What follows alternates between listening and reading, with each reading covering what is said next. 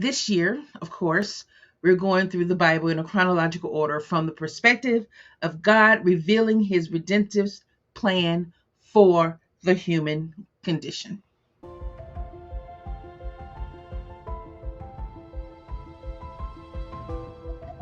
Greetings, everyone. Welcome to week 16 of Bible Day Live. I am Lorinda, aka Sister Admin, and I am excited as I can be to be here.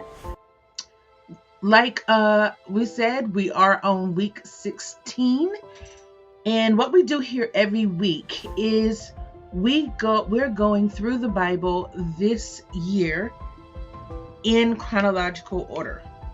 So what that means is we want to go through the Bible not the way that it is laid out for us in the Bibles, in our Bibles that we have, but we want to go through it in the order, the actual timeline order that things happened, so that we can get a better understanding of the people and the stories. Because I do believe the Bible is a love letter written by God for our understanding of his plan of redemption to solve the human condition of being separated from him by sin. So the chronological order just helps us tell the story and understand what is really happening.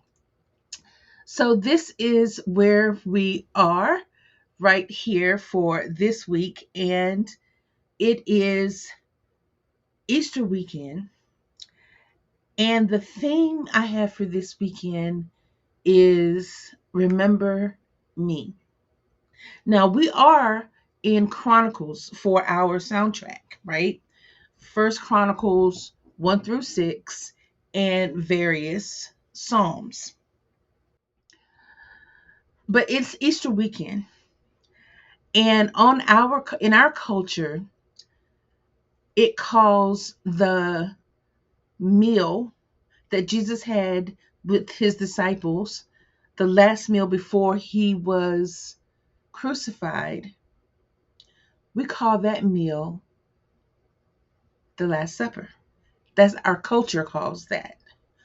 But if you think about the culture of the New Testament, Jesus and his disciples were Jews. So they would have called that last meal that they were having, they would have called that the Passover meal because that's what it was. And then the next day, Jesus was crucified as the Passover lamb. But they were partaking of the Passover meal, that Last Supper together. And you remember the leaders, the Jewish leaders, really didn't want to have Jesus arrested or create any big waves during the Passover celebration because Jesus had a lot of followers and they thought that they the people might riot and cause a lot of ruckus. And the Jewish leaders were responsible to Rome for keeping everything calm, for keeping the noise down, for not having any big stir ups because, Rome didn't like that. So that is what they were planning, is not to do something on Passover with Jesus because that would disrupt everything. But at that Last Supper, at that Passover meal, Jesus called Judas out and told him that what you're going to do it quickly. And so, even though they weren't ready, Jesus was ready because he was the Passover lamb. He is the one that takes away, the lamb that takes away the sin from the world. So Judas had to go with his buddies and get it together And when they got finished with the meal, Jesus went to pray in the garden. And of course, Judas knew how Jesus moved and did things, so he knew where he was. And he brought the authorities there into the garden. So we remember that Jesus was Jewish, the disciples were Jewish, and that Last Supper that they had was really the Passover meal. And the other thing I wanted to say about Passover is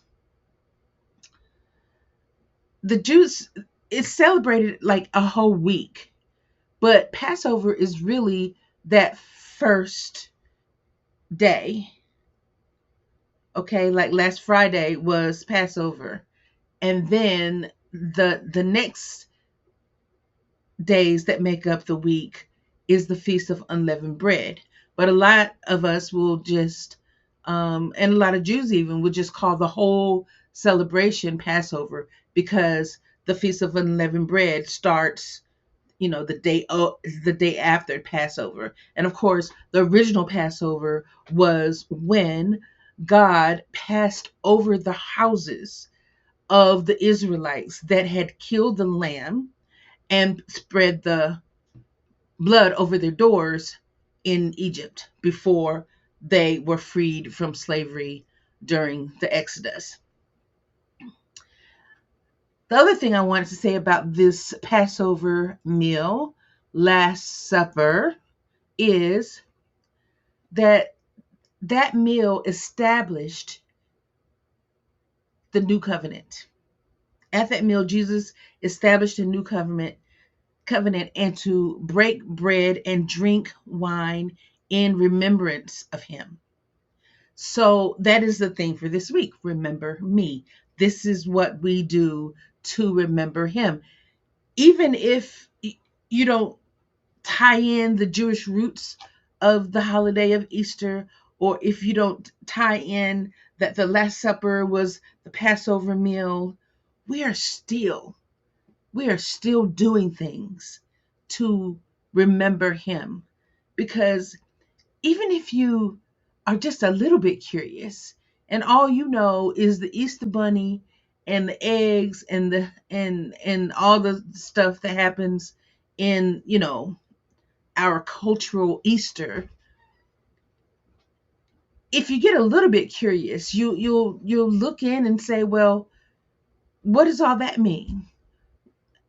And if you look just even a little bit, you'll see Jesus.